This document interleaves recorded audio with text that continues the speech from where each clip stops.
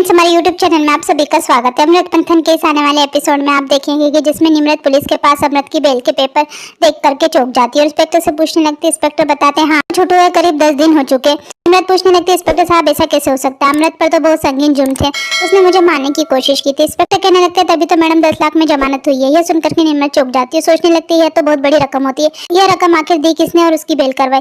Inspector कहता है ये बात तो कॉन्फिडेंशियल होती है, इसके बारे में तो हमें भी पता नहीं है। उसके बाद घर पर सभी लोग खाना खा रहे होते हैं, लेकिन निम्रत अमृत की बेल को लेकर के परेशान हो रही होती है और परेशान होकर के किचन में चली जाती है। अगम भी निम्रत को परेशान देख करके किचन में जाता है और निम्रत से पूछने लगता है क्या हुआ निम्रत।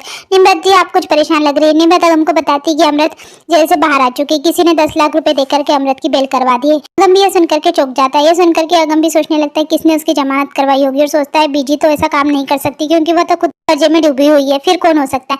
कहीं युग तो नहीं, लेकिन युग के पास इतना पैसा हो सकता है क्या। निम्रत भी कहती पता नहीं अगम जी, मुझे कुछ भी समझ में नहीं आ रहा है, बस मैं इतना जानती हूँ कि वह अमृत जेल से बाहर आ चुकी है और वह अब हमारा सुख चैन शांति सब कुछ छीन लेगी।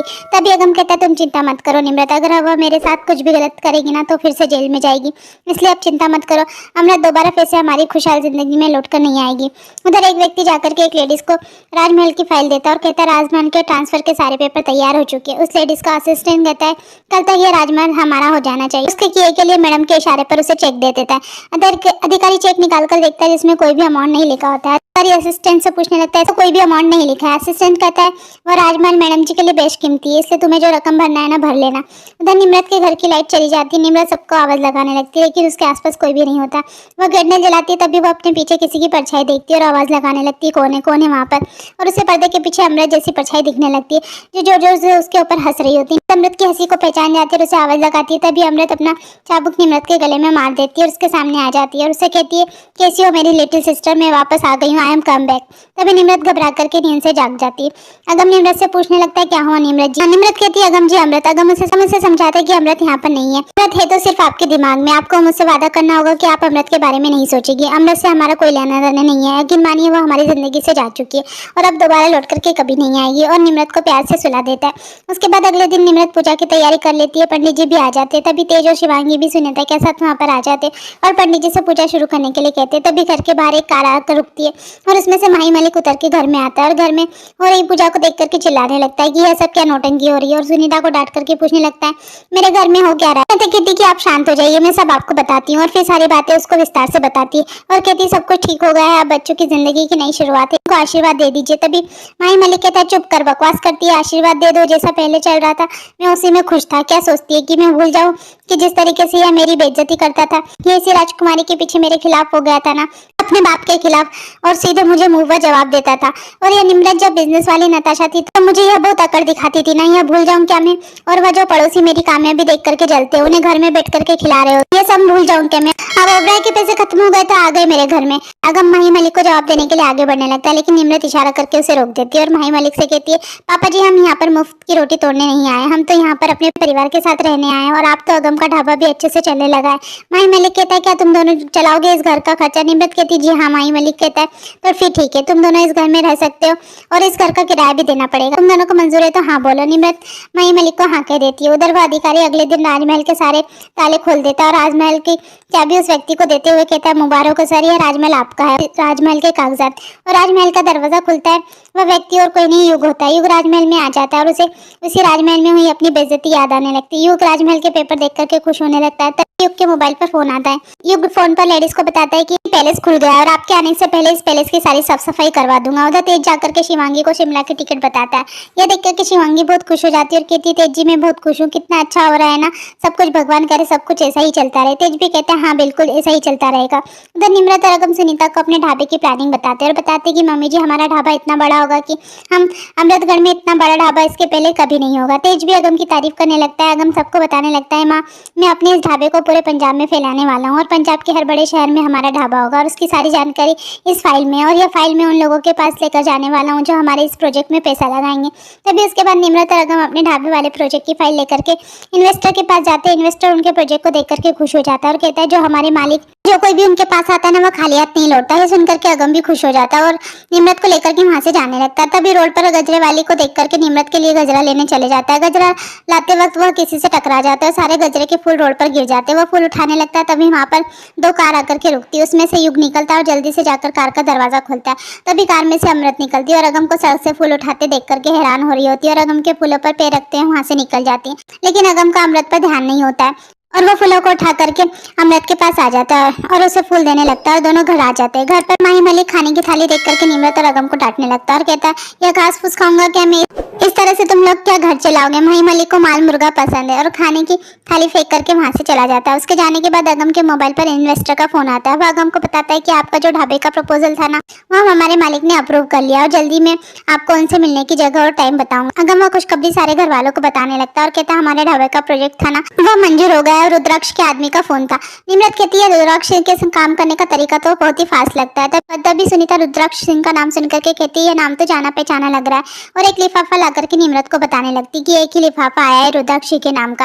निम्रत वो लिफाफा खोलकर देखती है और कहती है यह तो इनविटेशन कार्ड है। निम्रत वो इनविटेशन कार्ड देखती है और देख करके चौंक जाती है तो पार्टी का, और कहती है तो पार्टी का इनविटेशन है, वह भी पैलेस में। पैलेस का नाम सुन करके शिवांगी और अगम दोनों चौंक जाते और कहने लगते पैलेस में तो सील लगी है ना। अगम भी वह इन्विटेशन पढ़ने लगता है।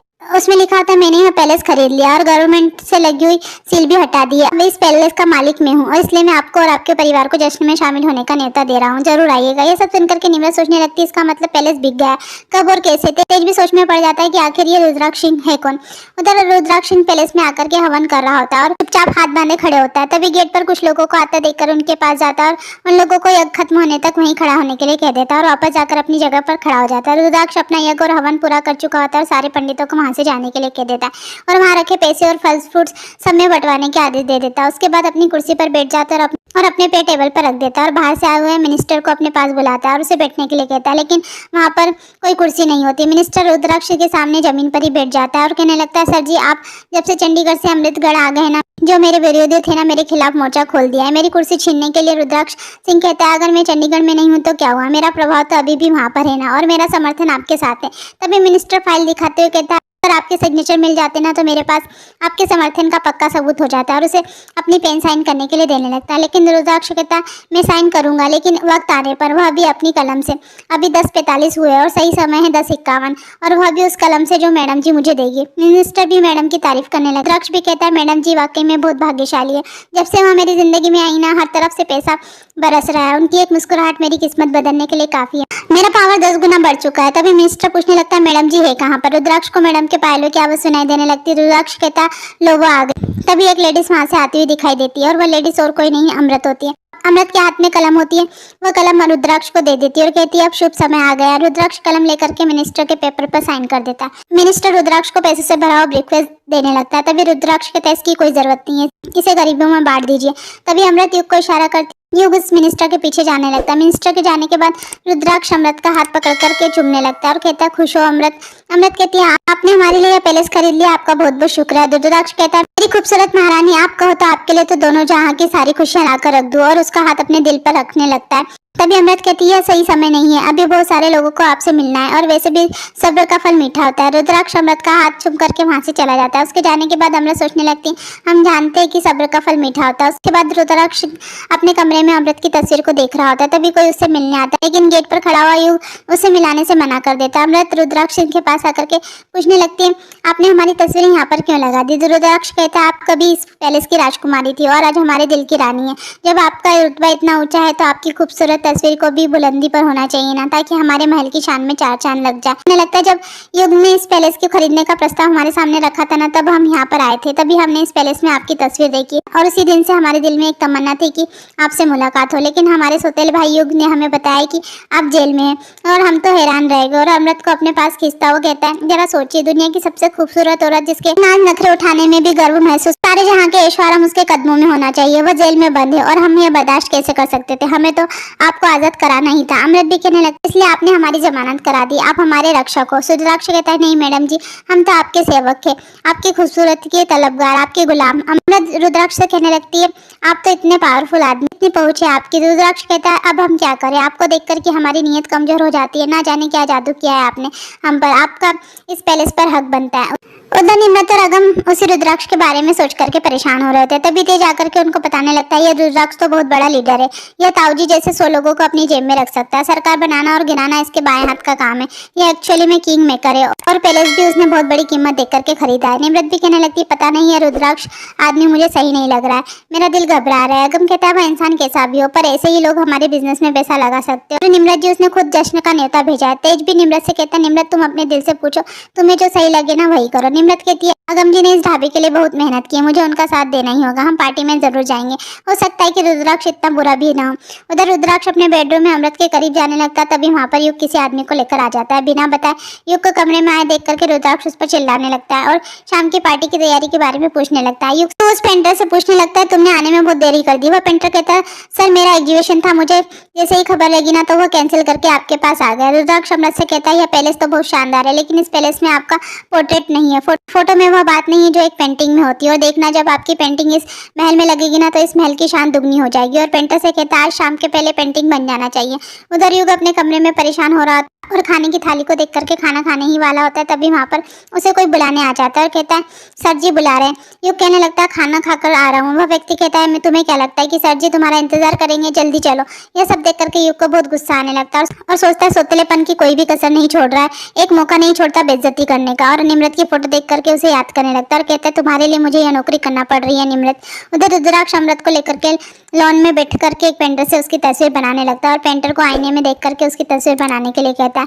पेंटर भी कांच में देख करके अमृत की तस्वीर बनाने लगता है। एपिसोड यहीं खत्म होता है। आगे की अपडेट के लिए हमारे चैनल को सब्सक्राइब कीजिए, शेयर कीजिए, लाइक कीजिए। Thank you.